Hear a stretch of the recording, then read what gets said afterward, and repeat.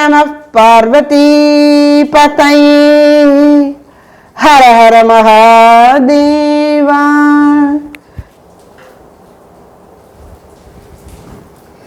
ஏதாவது கேள்விகள் இருந்தா கேட்கலாம்.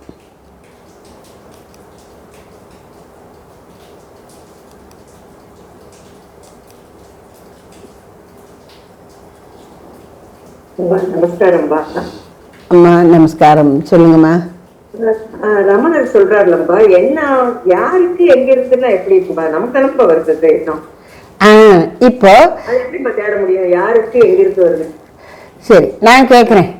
நமக்கு வருதுன்னு சொல்லிட்டீங்கல்ல, இந்த நாம்கும் போது என்ன சொல்றீங்க சொல்லுங்க. நமக்கு வருகிறது. நாம்ங்கிறது யாரு? நான்கிறது என்னையத்தனம் குறிக்குது. அது யாரு சொல்லுங்க. அது எப்படிப்பட்டது? அந்த நான்கிற தன்மையை நாடி உள்ள போகணும்னு சொல்றார். இப்போ இப்போ ஒரு ஒரு இது நம்ம சாமி ஒரு அழகான ஒரு முறையில இதை விளக்குவாங்க. இப்போ ஆத்மானா என்ன ஒருத்தர் சொன்னாங்க சத்சங்கத்திலேயே. ஆத்மானா என்னன்னு தெரிஞ்சா இவ்வளவுதானா, இதுக்கு போய்தான் இவ்வளவு கஷ்டப்பட்டோமா அப்படின்னு நீங்க சொல்லிடுவீங்க அப்படின்னர். என்னன்னா நான் இருக்கிறேன். ஓ, நான் இருக்கிறேன் என்பது ஆத்மஸ்வரூபம். நான் இன்னாராக இருக்கிறேன், நான் நிரஞ்சனாவாக இருக்கிறேன், நான் கிருஷ்ணபிரியாவாக இருக்கிறேன். அப்ப உடல ஒரு ஒரு ஜீவ வியக்தி வந்து விட்டதில்லை. அப்ப அந்த ஜீவ வியக்தி வரும்போது நான் வேற நீ வேறங்கிறது வந்துருச்சு இல்ல. நான் இருக்கிறேன் நானும் சொல்றேன், நான் இருக்கிறேன் நீங்களும் சொல்றீங்க. அது ஒன்னாதானே இருக்கு. நான் இருக்கிறேன்ங்கிறதுல வேறுபாடு இல்லை. நான் கிருஷ்ணபிரியாவாக இருக்கிறேன் அப்படின்னு சொல்லும் பொழுது நான் நிரஞ்சனாவாக இருக்கிறேன், நான் ராமலட்சுமியாக இருக்கிறேன் அப்படிங்கிறதுல அது வேறு. அப்ப நம்மளுக்குள்ள அந்த வேறுபாடு பலசு இருக்கு அப்படின்னு வந்துருது. அந்த பலது அப்படிங்கிறது அந்த பலவற்றை கொண்டு வரக்கூடியதுதான் இந்த அறியாமை. ஏக்க வஸ்துவாக நான் இருக்கிறேன்னு முடிஞ்சிடுது பாருங்க. அந்த முடிவான ஏக்க வஸ்துவை கண்டுபிடிக்கிற வரைக்கும் நான்கிற சொற்பொருளை நாடி உள்ள போகணும். ஆரம்பத்துல நான்கிற சொல்லுக்கு இந்த அகந்தை பொருள் தான் இருக்கும். அதுதான் எனக்கு தெரியுமே அப்படின்னு நீங்க சொன்னது. எது அது? நான் இன்னாராக இருக்கிறேன்னு அவரவர் ஒண்ணு சொல்றோம். ஆமா, நம்முடைய சொரூபத்தை நம்முடைய உண்மையான நம்மை அறிய விடாமல் இது போலி நாம் வந்து விடுகிறது. அதை தெரிஞ்ச அதையும் தள்ளணும். அதுக்குதான் சும்மா இருக்கணும். எண்ணத்தை தான் இங்க எண்ணம் தான் நினப்பு தான் பழப்ப கெடுக்குதுங்கிற மாதிரி அந்த எண்ணத்தை தான் தள்ளுறோம். அதை எப்படி தள்ளுறதுன்னா அதுக்கு தான் நீ அது எங்க இருந்து. அதனால முதல்ல நீங்க இந்த நான் நான் நான் யாரு அப்படின்னு தேடும் பொழுது நான்கிற இந்த ஜீவ வியக்தி ஒன்றும் இல்லைன்னு அதை விட்டுடுங்க. அதான் குருதேவர் சொல்ல, நான் என ஒன்றில்லை என கண்டேன் என்றும் நானல நீ கொண்டேன். அப்ப நான் இல்லைன்னு சொன்னதுக்கு அப்புறம் அப்ப என்னத்தை பாக்குறது, என்ன இருக்கு அப்படிங்கும் போது எங்க இருந்து வருகிறது இதுன்னு பாரு. அந்த எண்ணம் எங்க இருந்து வருதுன்னு பார்த்தா அந்த எண்ணத்தின் துவக்கத்தை தேடும் போது அது ஆத்மால கொண்டு வந்து முடிந்துவிடும். மேல்நாட்டுல இந்த நுணுக்கம் அவங்களுக்கு கிடைக்கல. ஆனா இந்த கேள்வி வருது. அவங்க எப்படி கேட்கிறாங்கன்னா, எண்ணத்திலிருந்து ஜடப்பொருள் வந்திருக்கிறதா, ஜடப்பொருள் இருந்து எண்ணம் வந்திருக்கிறதா. இப்ப நான் முன்ன பின்ன ஒரு சாமானையே பார்த்தது இல்லை. அது ஒருத்தவங்க வீட்டுல இருக்குன்னு வச்சுப்போம். அப்ப இது என்னது அப்படின்னு நான் கேட்கிறேன். அதை பத்தி அவங்க எனக்கு சொல்லி தராங்க. அப்ப அந்த பொருள் எனக்கு அந்த எண்ணத்தை கொடுக்கிறது. முன்பின் அறியாத அந்த பொருள் ஒரு எண்ணத்தை கிளப்பி விடுது என் மனசுல. இப்ப அந்த பொருளை அப்படி செஞ்சு அப்படி பயன்படுத்தணும் அப்படின்னு ஒருத்தனுக்கு தோணித்தானே அவன் பொருளை செஞ்சிருக்கான். அப்ப எண்ணத்துல இருந்து பொருள் வந்திருக்கு. எண்ணத்துல இருந்து பொருளா, பொருளிலிருந்து எண்ணமா அப்படின்னு அந்த லோகாயுதவாதிகள் பொருளிலிருந்து தான் எண்ணம் அப்படின்னுருவாங்க. இந்த கண்ணுக்கு தெரியக்கூடிய இந்திரியங்களுக்கு புலப்படுகிற இந்த பிரபஞ்சம் தான் உண்மை. அது உடம்பு செத்து போச்சுன்னா எல்லாம் முடிஞ்சு போச்சுருவாங்க. நீ எண்ணத்துல இதெல்லாம் வருதுன்னு சொன்னாலும் கூட மனசனுடைய எல்லைக்குள்ள அகப்பட்டு கொண்டு சிக்கி தேய்ப்பார்கள் மற்றவர்கள்.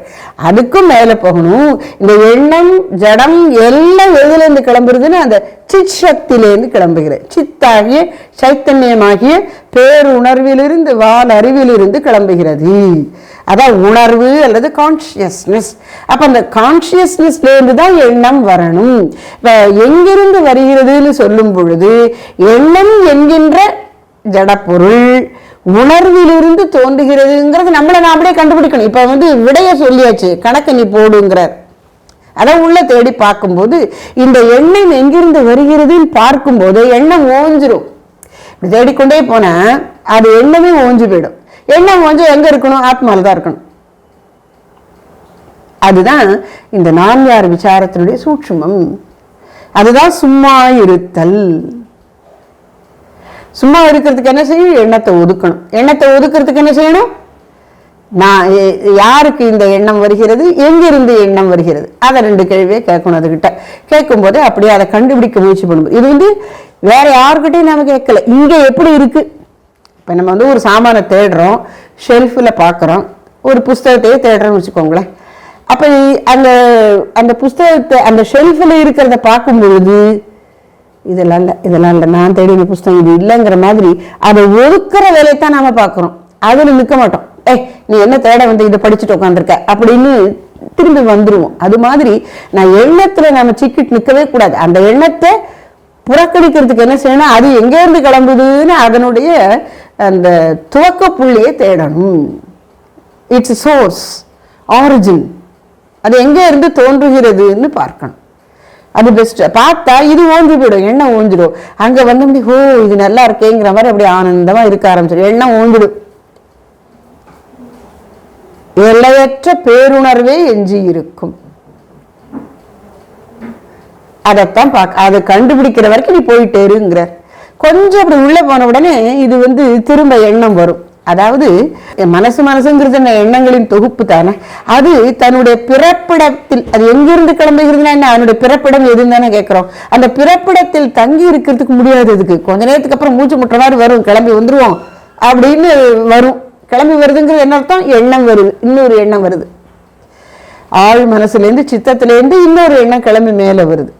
அப்ப இந்த பிறப்பிடத்தில் தங்கி இருந்த அமைதியா இருக்கக்கூடிய இந்த மோனத்தை கலைத்து கொண்ட ஒரு எண்ணம் வரும்போது திரும்பவும் இப்ப நாம என்ன செய்யணும்? ஐயோ இன்னொரு எண்ணம் வந்துருச்சேன்னு கவலைப்படக்கூடாது.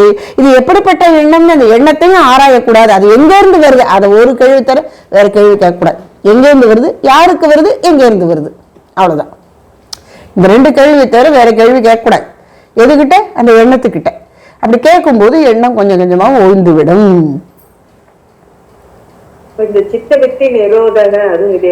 அதேதான். அதுல வந்து நாம ஒரு வில் பவர்ல எண்ணம் எழும்புவதை தடுக்கிறோம். அதை விட இது இன்னும் ஆழமானது. முடியும்ல, முயற்சி பண்ணுவோம். ஏன் அப்படி போய் முடிஞ்சவங்க தானே சொல்றாங்க. இப்போதைக்கு நமக்கு முடியாத மாதிரி இருக்குது. ஆனா யாருக்கு முடிஞ்சது அவங்க தானே சொல்றாங்க. அதனாலதான் சொல்றார், உலகத்தவர்கள் என்ன இது சாற்றருது என்று இழைத்து போனார்கள். ஆனா நீ கட்டமில்லாம சொல்லிட்டியே, சும்மா இரு சொல்லற அப்படின்னு எளிதா நீ சொல்லிட்டியேப்பா, உன்ன மாதிரி ஒருத்தர் உண்டா என்றுதானே சொல்றாங்க. அப்ப அந்த மாதிரி ஞானிகள், மகான்கள், அனுபூதியை பெற்றவர்கள் இருக்கிறார்கள். தம்முடைய அனுபவத்தை நமக்காக எடுத்து சொல்லி சென்றிருக்கிறார்கள். அப்ப நாம அதை நினைச்சு தைரியப்படுவோம். அதான் சரி. நல்லதுமா. நமஸ்காரம். சிவாய நம. ஓம் சிவாய நமக. சிவாய நம. ஓம் நம சிவாய. நம சிவாய. ஹர நம பார்வதி பதயே. ஹர ஹர மகாதேவா.